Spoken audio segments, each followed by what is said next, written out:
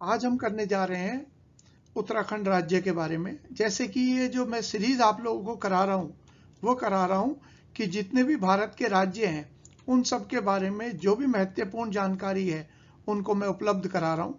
और आज जो है आज होगी हमारे देवभूमि उत्तराखंड के विषय में जानकारी। आज के जो टॉपिक है इसके अंदर मैं आपको भारत और नेपाल का जो विवाद है वह भी आपको बताऊंगा। इसके अलावा 5 प्रयाग जो होते हैं उनके बारे में जानकारी उपलब्ध होगी और जो 4 धाम है उनके बारे में भी सारी, यानी कि करंट अफेयर्स भी और पारंपरिक यानी कन्वेंशनल चीजें, कितनी विधानसभा की सीटें हैं, कितनी राज्यसभा लोकसभा आदि सारे को हम इस पे कवर करते हुए चलेंगे। अब सबसे पहले जो है वो ऊपर लिखा हुआ है, देखिए बाईं तरफ ये दे रखा है समवर्ती राज्य। तो हम एक एक करके देखते हैं क्या उत्तराखंड की स्थिति है, कहां पर ये लोकेटेड है। तो जैसे आप यहाँ पर देख पा रहे हैं ये हिस्सा जो है ये हो गया हमारा उत्तराखंड। मैं और भी मैप को बड़ा करके आपको दिखाता रहूंगा। फिलहाल तो हम जो टॉपिक मैंने बाईं तरफ दे रखे हैं इस ब्लू कलर के पेज के ऊपर उन्हें कराता हुआ चलता हूँ। फिर आ गया कि हमारे जो उत्तराखंड है इसके सीमावर्ती राज्य कौन कौन से हैं। तो देखिए एक तो आ गया उत्तर की तरफ, तो या नॉर्थ में तो हिमाचल प्रदेश, और इसके साउथ में कह सकते हैं उत्तर प्रदेश, और पश्चिम में वेस्ट के अंदर है हरियाणा। जरा और करीब से मैं इसको दिखा देता हूं आपको। ये देखिए यहाँ पर, तो यहाँ पर जैसे आपको दिखाई दे रहा है ये उत्तराखंड की सीमाएं इस जगह तो हो गया उत्तर प्रदेश से। ये जो सारा हिस्सा है ये हिस्सा इसे कहते हैं तराई। ये पूरा हिस्सा ये आगे तक अगर उत्तर प्रदेश में बिहार तक हम जाएंगे तो ये सारा का सारा हिस्सा जो है ये तराई कहलाता है। तो उत्तराखंड के अंदर जो ये हिस्सा है नैनीताल, काशीपुर, ये सारा का सारा तराई का इलाका कहलाता है। जो यूपी के अंदर जो है बिजनौर जैसे जिला है उससे सटा हुआ है। तो ये सारा का सारा बहुत ही उपजाऊ भूमि का क्षेत्र है जिसको तराई कहा जाता है। इसके अलावा यहाँ से हरियाणा के साथ में उत्तराखंड की सीमा लगती है और उसके उत्तर के अंदर ये उत्तर पश्चिमी कह लीजिए इसको, ये हिमाचल प्रदेश के साथ इसका बॉर्डर लगता है। अब इसके बाद अगला आ गया अंतर्राष्ट्रीय सीमाएं किसके साथ कौन कौन सी हैं इसकी। तो अंतर्राष्ट्रीय सीमाओं में एक तो नेपाल, देख लीजिए आप बड़े आसानी से दिख जाएगा, और एक है चीन। चीन का ये हिस्सा मैंने आपको पहले भी बताया था, अगर आपको ध्यान हो, कि चीन का ये हिस्सा जो है ये कहलाता है तिब्बत का हिस्सा। ये ऊपर की तरफ जो है इसे तिब्बत कहा जाता है। जैसे हमारे यहाँ उत्तर प्रदेश है भारत का हिस्सा, ऐसी तिब्बत जो है वो चीन का हिस्सा कहलाता है। इसके बाद दे दिया इसकी राजधानी कौन सी है। तो उत्तराखंड की जो राजधानी है, मैं मैप को बड़ा करके भी आपको दिखा दूंगा। उत्तराखंड की 2 राजधानी है, देखते रहिए ध्यानपूर्वक। जैसे यहाँ पर आया देहरादून, इधर बाईं तरफ देखिए आप, ये देहरादून आ गया और इसे कहा जाता है सर्दियों की राजधानी। उत्तराखंड भी वो राज्य है जिसकी 2 राजधानियां हैं, एक तो हो गया देहरादून और एक इधर की तरफ है गैरसैंण। जैसे आपने अभी देखा होगा ये गैरसैंण यहाँ पर राजधानी जो है गर्मियों की कहलाती है। असल में जब उत्तराखंड का गठन हुआ था 2000 के अंदर, तो उस समय जो पहाड़ी क्षेत्र में रहने वाले लोग हैं उनकी मांग थी कि पहाड़ी क्षेत्र में राजधानी होनी चाहिए गैरसैंण। और जैसे आप जानते हो बाईं तरफ देखिए ये देहरादून जो है ये हरिद्वार के बाद जब हम चलते हैं हरिद्वार से, तो ये हरिद्वार को पार करने के बाद फिर ये जो घाटी है दून घाटी 2 पहाड़ियों के बीच में स्थित होती है। एक तो कहलाती है मध्य हिमालय जो है ये वो हिस्सा हो गया। जैसे ये है ये मध्य हिमालय है, मेडिवल इसे कहते हैं लेसर हिमालय।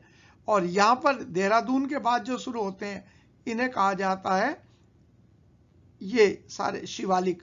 तो शिवालिक और मध्य हिमालय के बीच में जो घाटी स्थित होती है उसी घाटी को कहा जाता है क्या, दून घाटी। और सबसे बड़ी दून कौन सी है, देहरादून। ये संदर्भ हो गया इसकी 2 राजधानी और क्या पृष्ठभूमि है। अब इसके बाद देखिए अगला पॉइंट दे दिया उत्तराखंड का गठन कब हुआ। तो उत्तराखंड के गठन की जो तिथि दे रखी है उसे आप देख लीजिए। उत्तराखंड का जो गठन है वो हुआ था 9 नवंबर 2000 के अंदर। 2000 के अंदर भारत में 3 राज्य बने थे, एक तो बना था छत्तीसगढ़, ये छत्तीसगढ़ जो है ये तो बना था 26वां राज्य। इसके अलावा बना था अगला जो राज्य ये छत्तीसगढ़ जो है ये बना था भारत का 26वां राज्य। फिर है उत्तराखंड, उत्तराखंड बना भारत का 27वां राज्य। उसके बाद बना अगला झारखंड, झारखंड जो है ये बना था उस समय पर 28वां राज्य। और उसके बाद दो नए राज्यों का गठन हो चुका, एक नए राज्य का गठन हुआ, वो था कौन सा, 2014 में बना था तेलंगाना। और इस प्रकार से ये है नवीनतम जो हमारे यहाँ सूची है राज्यों की, ये तेलंगाना बना था कब, 2014 में। अगला जो पॉइंट दे रखा है और किस किस के साथ, जैसे किससे गठन हुआ, हमने जैसे कहा उत्तर प्रदेश से गठन हुआ। तो जैसे आपने पहले भी देखा था कि ये हिस्सा जो है उत्तर प्रदेश का, आप मैप के ऊपर जरा गौर कीजिए, ये हिस्सा जो है ये पहले पूरा का पूरा जो है ये पूरा कहलाता था उत्तर प्रदेश, इस तरीके से पूरा, जिसमें उत्तराखंड भी शामिल था। लेकिन यहाँ रहने वाले जो लोग थे वो मूलतः पहाड़ों पे रहने वाले हैं, तो इन्हें ऐसा लगा कि हमारे साथ जो है वो उचित व्यवहार नहीं हो पाता या हमारे साथ पूरी तरह विकास नहीं हो पाता, क्योंकि राजधानी कहाँ है, राजधानी लखनऊ में है, वो इधर की तरफ, जैसे मैं यहाँ से आपको दिखा रहा हूँ, राजधानी जो है बहुत दूर है। तो इसलिए थोड़ा सा इनमें ये महसूस हुआ कि हमें अलग राज्य बनाने पर संभवतः हम अपना ज़्यादा बेहतर ध्यान रख पाएंगे, इसलिए 2000 में इन राज्यों का गठन किया गया। इसके अलावा प्रथम मुख्यमंत्री कौन बने, तो नित्यानंद स्वामी पहले मुख्यमंत्री बने, और वो किस पार्टी से थे, बीजेपी, क्योंकि बीजेपी के नेतृत्व में ही ये नए राज्य का गठन हुआ था। इसलिए है क्योंकि उस समय जो सरकार थी वो सरकार जो है उसने फैसला किया था अटल बिहारी वाजपेयी की कि इस राज्य उत्तर प्रदेश का पुनर्गठन होगा, रीऑर्गेनाइजेशन होगा, और नया स्टेट बन गया था। इसके अलावा वर्तमान के अंदर जो मुख्यमंत्री है वह कौन है इसमें, तो वर्तमान के अंदर जो मुख्यमंत्री है वो है पुष्कर सिंह धामी, इनका आप देखेंगे, अभी मैं फोटो दिखाऊंगा। इसके अलावा राज्यपाल कौन है, तो राज्यपाल जो है लेफ्टिनेंट जनरल गुरनीत सिंह। यहाँ पर देख लीजिए, यहाँ पर मैंने सीटें भी दे रखी हैं, और कितनी सीटें हैं, ये मुख्यमंत्री हैं पुष्कर सिंह धामी का, जिनके बारे में अभी आपने ऊपर की तरफ पढ़ा भी था, पुष्कर सिंह धामी। और लेफ्टिनेंट कर्नल को अभी बताता हूँ।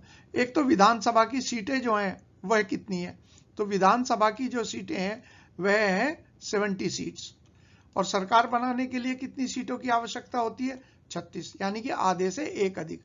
लोकसभा की सीटें कितनी आवंटित की गई हैं, 5, और राज्यसभा की सीटों की संख्या 3 है। इस प्रकार से यहां पर हमने पढ़ लिया कि विधानमंडल की क्या स्थिति है। अब आप देख लिए लेफ्टिनेंट गवर्नर गुरनीत सिंह, ये हाल ही के अंदर नियुक्त किए गए हैं यहाँ के राज्यपाल। तो देवप्रयाग की क्या स्थिति है, देवप्रयाग इस जगह आप आएंगे, ये रहा। तो देवप्रयाग जो है वो दो नदियों के मिलन पर है। एक तो नदी जो है वो कहलाती है भगीरथी, यहां से देखिए आप मैप में, ये रेड कलर से मैं दिखा रहा हूं, ये है भगीरथी नदी।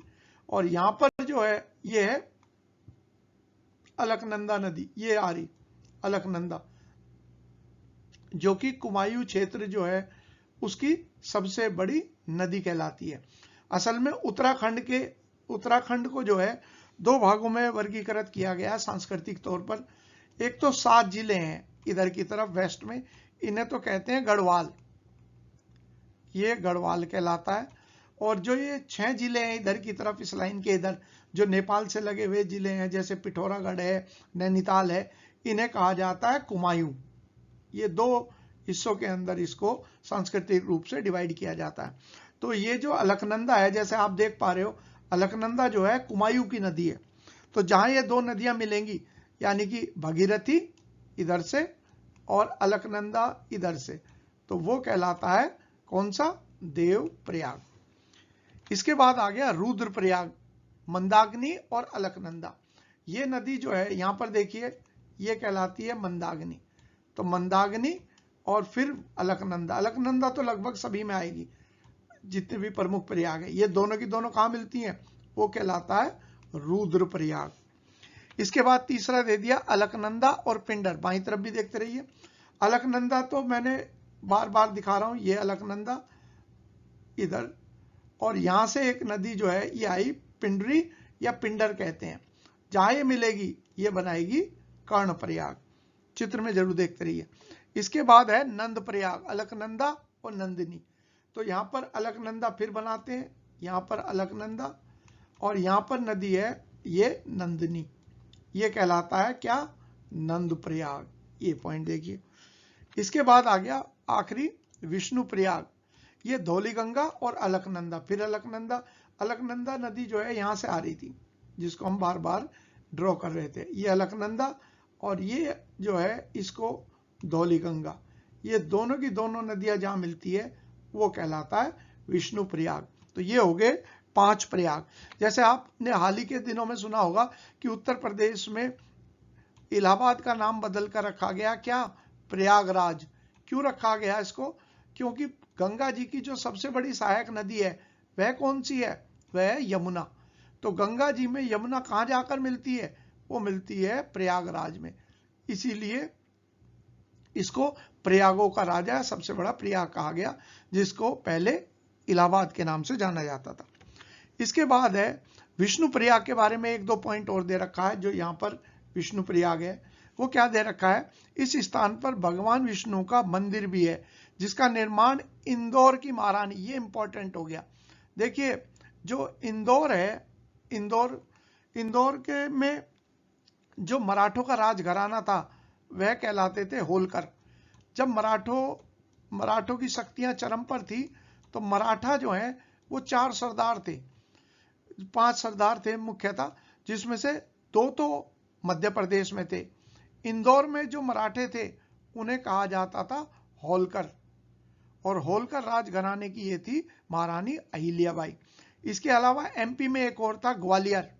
ग्वालियर के अंदर जो मराठे रजवाड़े थे उन्हें किस नाम से जाना जाता था, उन्हें कहते हैं सिंधिया, जिसमें अभी ज्योतिरादित्य सिंधिया है जो नागरिक उड्डयन मंत्री, सिविल एविएशन मिनिस्टर है।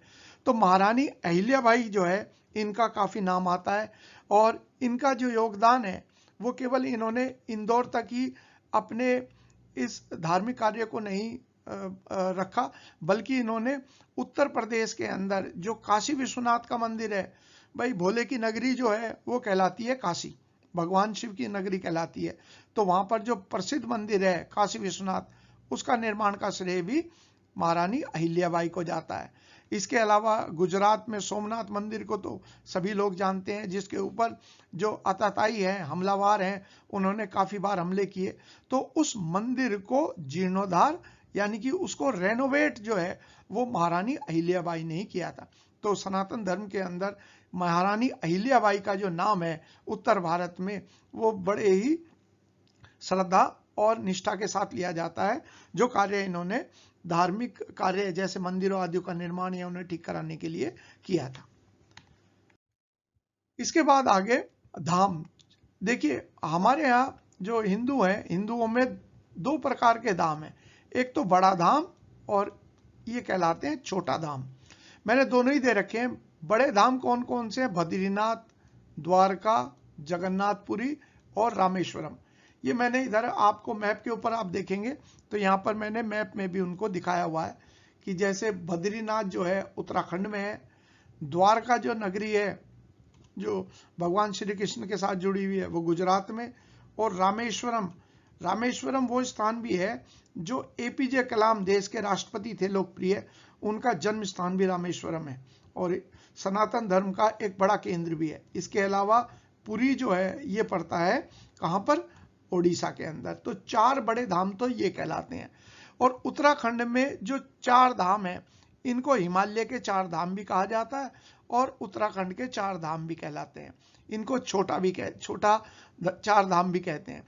इनके अंतर्गत जो नाम आते हैं वह कौन कौन से हैं, यमुनोत्री, गंगोत्री, केदारनाथ और बद्रीनाथ। अब इनसे संबंधित जो सवाल है एग्जाम के अंदर वो इस तरीके के आए हुए हैं, जैसे यूपीएससी में पूछ लिया कि केदारनाथ किसका धाम है और कौन सी नदी के किनारे बसा हुआ है।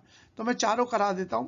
देखिए राइट साइड में आप मैप देखिए जहां पर मैंने गणेश जी को दिखाया हुआ है, इधर ध्यान दीजिए, ये यमुनोत्री और ये है गंगोत्री।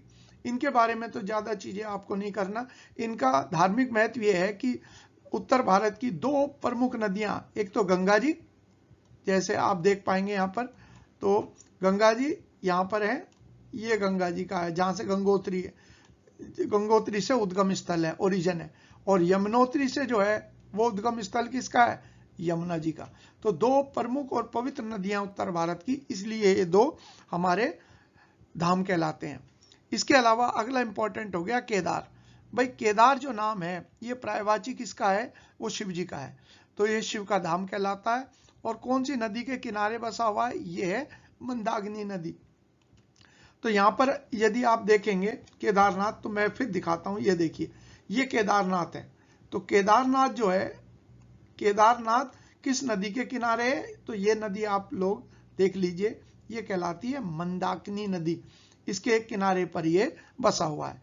और केदारनाथ जो है 12 ज्योतिर्लिंग है पूरे भारत के अंदर, अलग अलग हिस्सों में, असम से लेकर और दक्षिण भारत तक, और इधर राजस्थान से लेकर और दक्षिण भारत तक, ये 12 ज्योतिर्लिंगों में से एक जो है वो केदारनाथ है।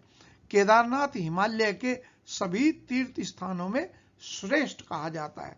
तो तीन तो मैंने आपको ये बता दिए, यमुनोत्री, गंगोत्री और केदारनाथ। अब चौथा जो नंबर है वो है बद्रीनाथ। बद्रीनाथ के बारे में जो क्वेश्चन आया वो ये क्वेश्चन आया कि बद्रीनाथ ये किसका धाम है। अभी आप फिर फोटो में देखिए, राइट साइड में मैंने यहाँ पर अभी आपको दिखाया, ये जो है ये है बद्रीनाथ। तो बद्रीनाथ जो है नदी कौन सी है, फिर आप फोटो इसके अंदर देखिए मैप में, बद्रीनाथ जो है अलकनंदा नदी के किनारे बसा हुआ है। और यहाँ एक और इंपॉर्टेंट चीज है, सनातन धर्म के अंदर विशेष स्थान रखने वाले हैं जगत गुरु आदि शंकराचार्य, जिनकी मात्र 32 साल की आयु में ही मृत्यु हो गई थी। लेकिन उस दौरान, उससे पहले उन्होंने जो काम सनातन धर्म को और हिंदू धर्म के लिए किया वह अविश्वसनीय है और हमेशा श्रद्धेय है, यानी कि वो हमेशा रेस्पेक्ट के लिए ही है। अपने समय के महान विचारक थे और इन्होंने अद्वैत विचारधारा, अद्वैत का मतलब क्या होता है, अद्वैत का मतलब कोई दो नहीं, तो इनका ये मानना था कि जो सृष्टि है और जो सृष्टि को बनाने वाला प्रभु है वो एक ही है, इसीलिए अद्वैत यानी कि कोई दो नहीं। उनकी महज यहाँ पर ही मृत्यु हो गई थी। कहाँ पर, कौन सा हिस्सा पढ़ रहे हैं हम, केदारनाथ। तो एक ये भी इंपॉर्टेंट क्वेश्चन आ सकता है कि आदि शंकराचार्य का जन्म जो था वो तो हुआ था केरल के अंदर, लेकिन उनकी जो मृत्यु हुई थी वो मृत्यु कहाँ पर हुई थी, वो केदारनाथ में। अगला पॉइंट आ गया बद्रीनाथ। बद्रीनाथ जो है विष्णु का धाम है और नदी कौन सी है, अलकनंदा। ये ध्यान रख एग्जाम के हिसाब से इंपॉर्टेंट हो सकता है हमारे लिए। अगला करते हैं राष्ट्रीय उद्यान। अब जानते हैं भाई उत्तराखंड को कहते हैं देवभूमि। देवभूमि के साथ क्योंकि प्राकृतिक छटा इसके अंदर बहुत अधिक पाई जाती है, इसलिए इसको देवभूमि कहा जाता है। यहाँ पर जो सबसे इंपॉर्टेंट है वह कौन सा है, जिम कॉर्बेट नेशनल पार्क। ये जो दक्षिण के अंदर आप देखेंगे यहाँ पर, तो ये हिस्सा है, ये कहलाता है नैनीताल, और नैनीताल में है जिम कॉर्बेट नेशनल पार्क, जो बाघों के लिए जाना जाता है। अजय देवगन की एक फिल्म आई थी, उसकी शूटिंग भी जिम कॉर्बेट नेशनल पार्क में ही कराई गई थी। तो यहाँ पर ये भारत का ही नहीं, एशिया का पहला राष्ट्रीय उद्यान या नेशनल पार्क है। स्वतंत्रता के बाद इसका नाम रामगंगा नेशनल पार्क रखा गया और अब दोबारा से इसका नाम बदलने की बातें चल रही हैं, संभवतः इसका नाम रामगंगा ही रखा जाएगा। हालांकि इसका नाम क्यों बदला था रामगंगा से, क्योंकि उस समय पर ये एक ब्रिटिश था जो शिकारी था जिसका नाम था जिम कॉर्बेट, उसी को सम्मानित करने के लिए नामकरण जिम कॉर्बेट का किया गया। जिम कॉर्बेट एशिया का पहला नेशनल पार्क था। और इसके अलावा जब भारत सरकार ने प्रोजेक्ट टाइगर शुरू किया 1973 में, तो पहला जो बाघ अभयारण्य है, पहला टाइगर रिजर्व जो बनाया गया, वो भी किसे बनाया गया, जिम कॉर्बेट नेशनल पार्क को। इसके अलावा उत्तराखंड में और कौन से हैं, नंदा देवी और फूलों की घाटी। ये भी देख लीजिए आप दोनों के दोनों, यहाँ पर मैंने आपको राइट में दिखाया नंदा देवी और इधर है ये फूलों की घाटी, यानी कि वैली ऑफ फ्लावर्स। ये दो इंपॉर्टेंट स्थान उत्तराखंड के ऐसे हैं जो यूनेस्को, जो United Nations Educational and Scientific and Cultural Organization कहलाता है, उसके द्वारा मान्यता प्राप्त जो है ये दो हैं, नंदा देवी और फूलों की घाटी। इसको वर्ल्ड हेरिटेज साइट में, भारत के अंदर वर्तमान में 40 हेरिटेज साइट्स हैं, विरासत स्थल है। उनमें से उत्तराखंड में नंदा देवी और फूलों की घाटी स्थित है। इसके बाद आ जाते हैं यहाँ पर, हाल ही के दिनों में हमने देखा कि नेपाल के साथ भारत का एक विवाद शुरू हुआ, जब नेपाल की संसद ने एक नक्शा पास किया वहां का, जिसके अंदर उन्होंने भारत के कुछ हिस्सों को अपना हिस्सा बताते हुए भारत पर आरोप लगाया कि भारत ने इन्हें कब्जा लिया है। ये कौन से हैं? ये नाम देखिए, 3 नाम मैंने लिख रखे हैं, लिपुलेख, काला पानी और लिपियाधुरा। तीनों को मैं आपको अब मैप के ऊपर दिखा देता हूं। ये 3 हिस्से जो हैं ये हैं लिपु।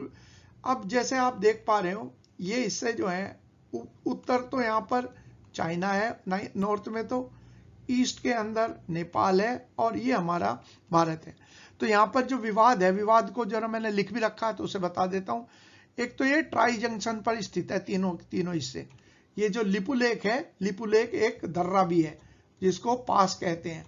तो जो भारत के श्रद्धालु जाते हैं कहां पर, कैलाश की मानसरोवर यात्रा, वो कहां से होकर जाते हैं?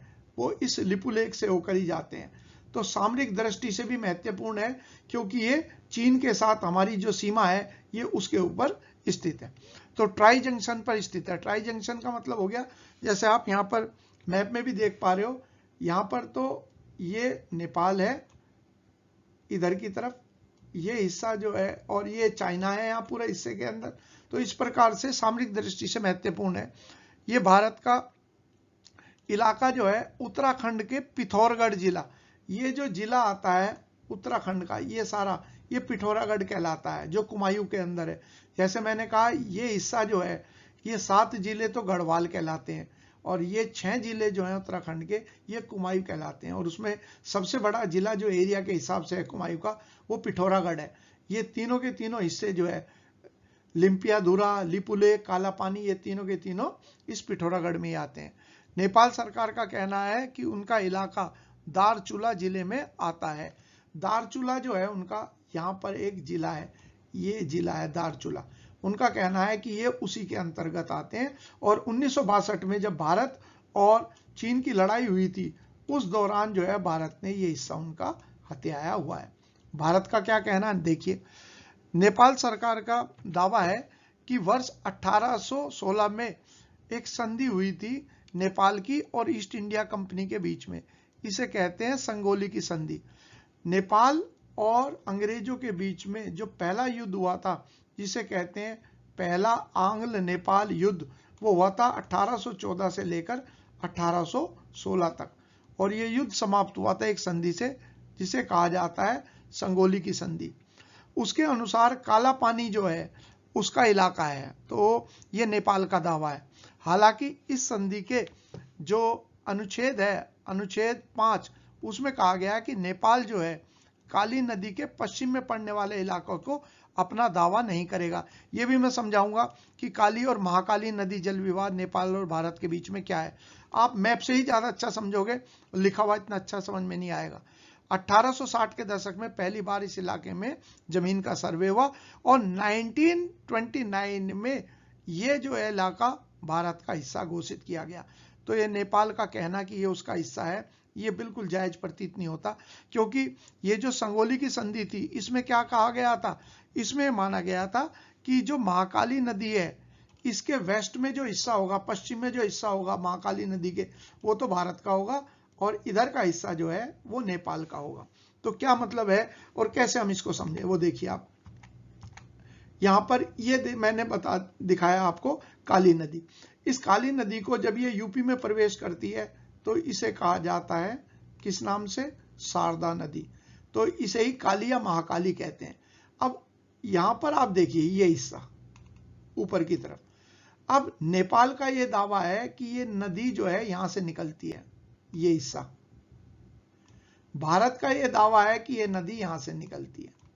जब भारत ये दावा करता है कि ये भारत का दावा है और ये जो है नेपाल का दावा है, तो जब नेपाल यहां का दावा करता है कि ये नदी यहां से निकलती है इस जगह से, तो संगोली की जो संधि है, ध्यान कीजिए, संगोली की संधि में क्या कहा था कि ये हिस्सा जो है इस नदी के इधर का हिस्सा तो भारत का होगा, ये वाला हिस्सा, और ये हिस्सा जो होगा ये हिस्सा फिर नेपाल का हो जाएगा, क्योंकि संधि में कहा गया था इस नदी के वेस्ट में जो होंगे ये तो भारत होगा और इसके इधर नेपाल होगा। लेकिन उसके इस दावे को भारत ये कहते हुए खारिज करता है कि नदी जो है वो यहाँ से निकलती है, और नदी के चूंकि ये पश्चिम का हिस्सा है, वेस्ट का हिस्सा है, और संगोली की संधि में इसे भारत को बताया गया है, इसीलिए ये भारत का हिस्सा है। ये इसी को कहते हैं काली नदी जल विवाद, महाकाली नदी जल विवाद, या दोनों देशों के बीच में जल विवाद। उम्मीद है आपको बहुत अच्छे से समझ में आया होगा। बड़ी मेहनत के साथ मैं आप लोगों के लिए सारी चीजें तैयार कर रहा हूं। अगर आप लोगों को ये वीडियो पसंद आते हैं तो शेयर जरूर करिए और कमेंट करके जरूर बताइए अगर आप लोग इसके अंदर कोई बदलाव चाहते हैं या आपको लगता है कि इसको और भी हम बेहतर कर सकते हैं।